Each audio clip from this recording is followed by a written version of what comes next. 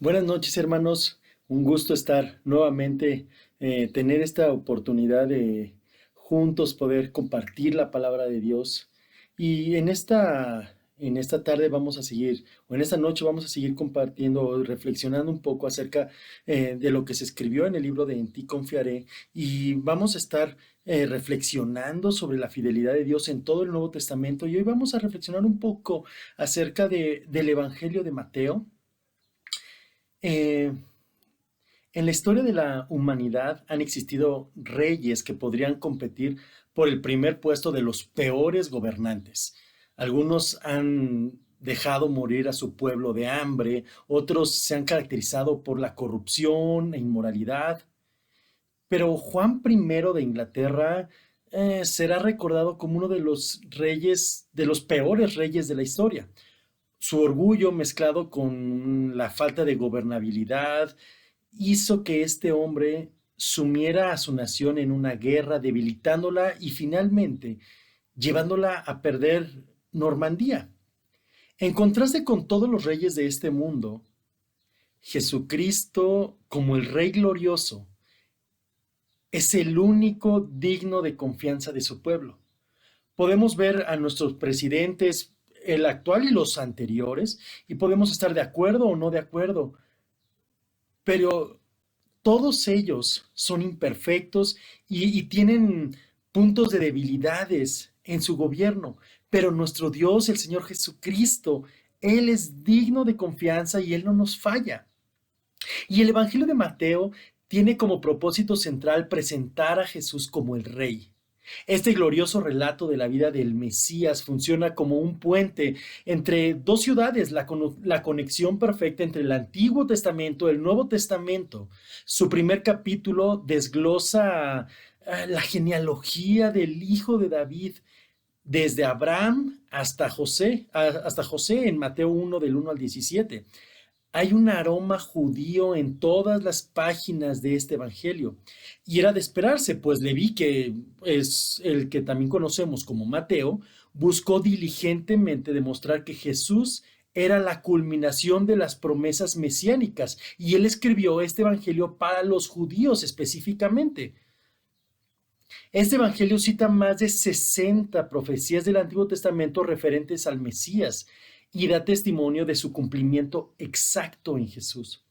Jesús y el reino de los cielos se destacan sobre todos los temas en este evangelio.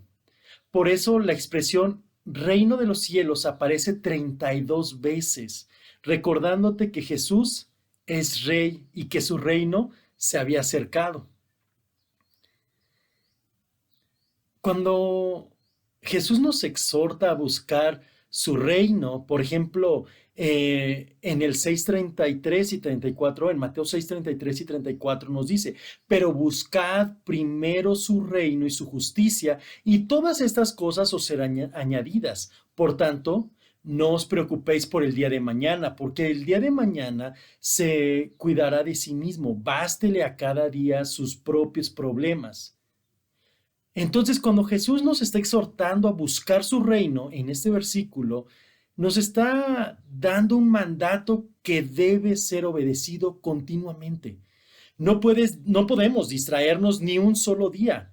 Buscar su reino tiene que ver con vivir una vida de obediencia y santidad. Escuchémoslo bien, hermanos.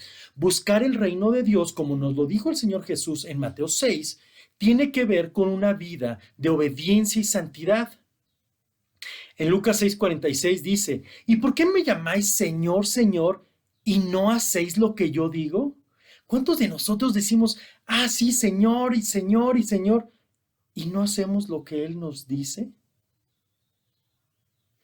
El creyente que anhela el reino de Dios es uno que busca estar sujeto a la autoridad de su gobierno. Tan solo pensemos, primera de Pedro 5, 6 y 7 dice, humillaos pues bajo la poderosa mano de Dios para que Él os exalte a su debido tiempo, echando toda vuestra ansiedad sobre Él porque Él tiene cuidado de vosotros. Entonces, como decía, el creyente que anhela el reino de Dios es uno que busca estar sujeto a la autoridad de su gobierno, humillándonos bajo la mano poderosa de Dios, como dice Primera de Pedro. Y también el creyente que anhela el reino de Dios es uno que ansía hacer la voluntad de su rey. Por eso Mateo 7:21 nos dice, no todo el que me dice Señor, Señor, entrará en el reino de los cielos, sino el que hace la voluntad de mi Padre que está en los cielos. Entonces, híjole, tenemos que evaluarnos cada uno, sino que nosotros no seamos los que decimos Señor, Señor, y que no entremos en el reino de los cielos. ¿Por qué? Porque el creyente que anhela el reino de Dios es uno que ansía hacer la voluntad de nuestro rey. El que está fuera del reino de Dios se afana por las cosas que este mundo ofrece.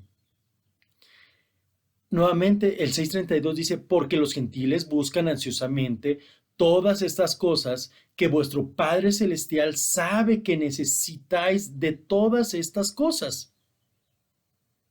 Entonces, por ejemplo, el dinero, la fama y la belleza, entre otras cosas, son ídolos que gobiernan el corazón de un súbdito del reino de las tinieblas. Y como veíamos ahorita, el que está fuera del reino de Dios busca las cosas que el mundo nos ofrece. Buscamos esas cosas, anhelamos las cosas que el mundo nos da. Pero una persona que realmente se enfoca en el reino de Dios va a buscar primeramente a Dios y anhelar a Él. Por eso en Mateo 6:33 y 34 Jesús nos llama a hacer un alto en el camino para preguntarnos, ¿a qué reino estoy sirviendo? Las cosas en las que nos afanamos, aquellos pensamientos que dominan nuestra mente, son un reflejo claro de en quién estamos confiando.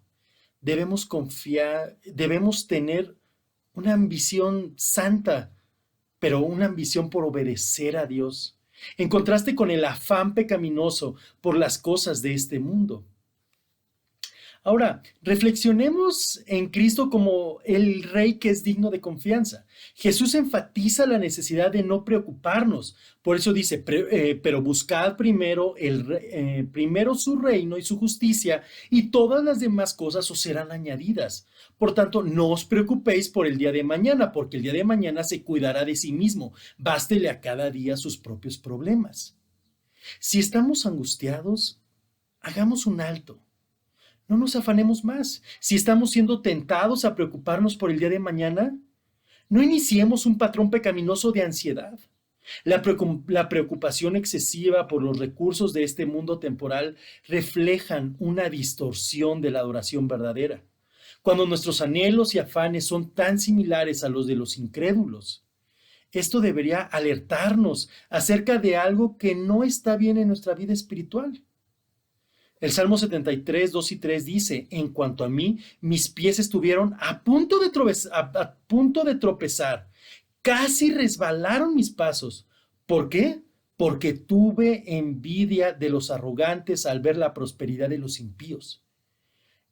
El cristiano fiel trabaja, planifica, se esfuerza en todo lo que hace, pero al final descansa en que su futuro está en las manos del Rey.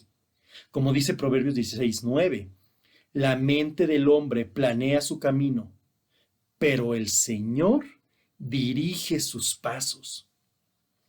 La base de nuestra seguridad hacia el futuro no es una especie de autopositivismo vacío, sino una confianza firme en aquel que promete cubrir todas nuestras necesidades.